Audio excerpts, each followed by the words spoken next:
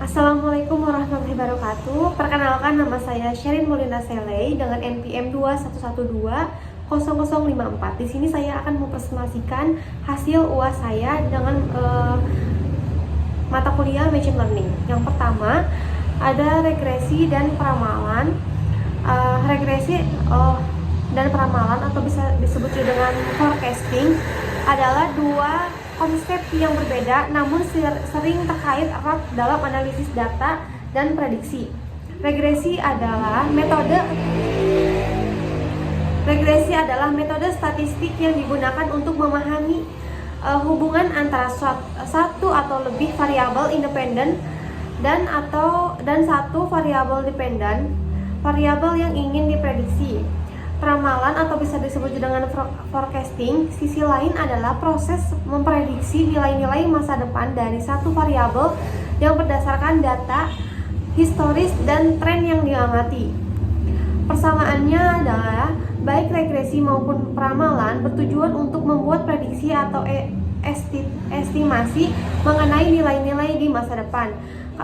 Keduanya menggunakan data historis untuk menarik kesimpulan tentang apa yang memungkinkan terjadi di masa yang akan mendatang. Perbedaannya, regresi lebih berfokus pada hubungan sebab akibat antar variabel dengan variabel, di mana satu atau lebih variabel independen digunakan untuk memprediksi variabel dependen. Di sisi lain, peramalan lebih umum digunakan untuk memproyeksikan tren atau pola dari data historis tanpa terlalu mempertimbangkan hubungan sebab akibat secara langsung.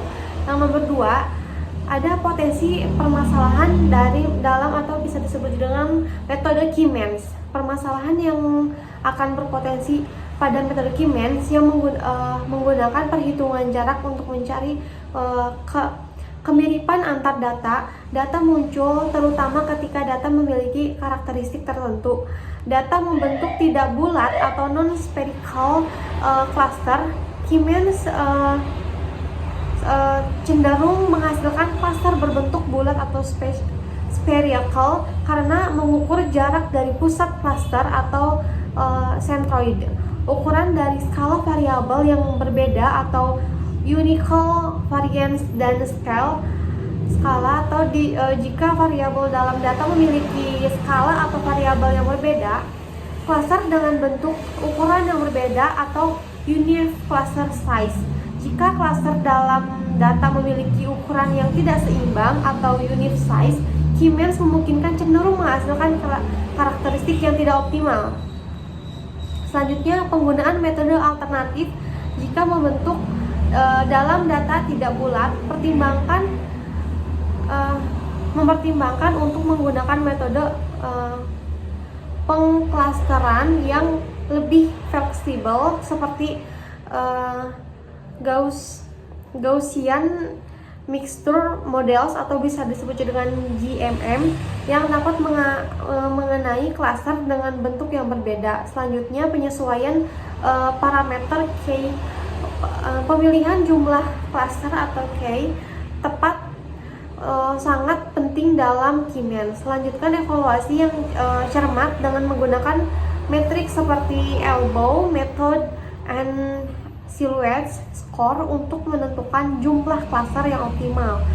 Selanjutnya, penanganan outlier. Outlier dapat mempengaruhi hasil Key-Means. Pertimbangkan untuk mengidentifikasi dan menangani outlier sebelum atau sesudah proses mengklasifikasi untuk memperbaiki kualitas cluster. Yang nomor 3 berikut adalah hasil dari tabel hasil dari aturan-aturan asosiasi yang dapat diekstraksi atau data transaksi yang diberikan menggunakan metode a priori dengan support dan confidence threshold yang relevan. Selanjutnya, nomor 4 ada AST. Lebih cocok digunakan jika variasi musiman dalam data tampilan yang tidak berubah secara proporsional terhadap level data. Misalnya, jika kenaikan penjualan kenaikan penjualan pada setiap tahunnya yang relatif konstan dalam nilai absolut. MSD lebih sesuai jika variasi musiman cenderung meningkatkan atau menurun secara proporsional terhadap level rata-rata penjualan baju tahunan. Misalnya, jika persentase perubahan dalam penjualan baju tahunan mengikuti pola yang persisten relatif terhadap rata-rata tahunan.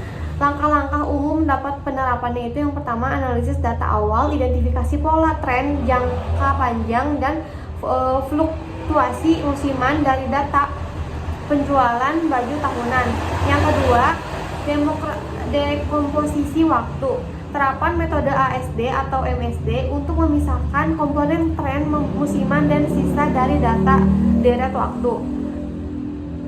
Selanjutnya, modelisasi dan ramalan. Setelah memisahkan komponen-komponen, modelisasi komponen-komponen ini untuk membuat ramalan penjualan baju tahunan di masa depan.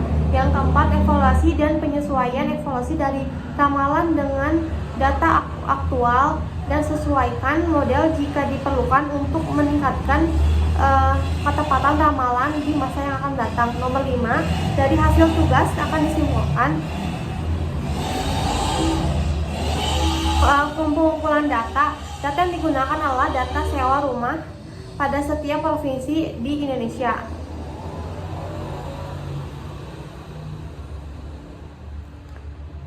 Pada tahun 2021 sampai 2023, data tersebut diperoleh dari Badan Pusat Statistik metode Kimens Clustering. Tujuannya untuk memenuhi seberapa banyak jumlah orang yang menyewa. Hasil pada data sewa rumah dengan menggunakan metode Kimens Clustering dilakukan 3 percobaan pada nilai Q yang bertujuan untuk mengetahui nilai Q dengan hasil performance yang optimal. Kimens Clustering Q hasilnya 3. Hasil performance itu min 0,558. Kimens Clustering Q 5.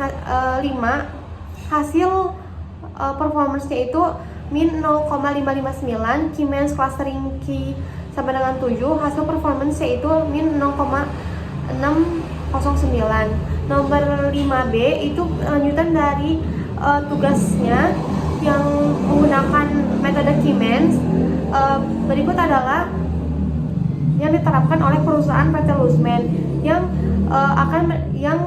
telah meningkatkan penjualan, strategi pemasaran yang lebih tepat, sasaran meningkatkan penjualan. Selanjutnya, pengelolaan stok yang efisien, mengurangi biaya penyimpanan dan risiko kelebihan stok. Selanjutnya, personalisasi layanan, pengalaman pelanggan yang lebih baik melalui rekomendasi produk yang sesuai. Dalam kesimpulannya, dengan menerapkan Kimens Clustering, fashion pada PT Lusman Indonesia yang menjual baju gamis UMKM di Bandung yang berhasil memahami preferensi pelanggan dan mengoptimalisasi operasional bisnis mereka menghasilkan peningkatan penjualan dan kepuasan pelanggan. Sekian presentasi hasil UAS dari saya. Mohon maaf bila ada kesalahan. Wassalamualaikum warahmatullahi wabarakatuh.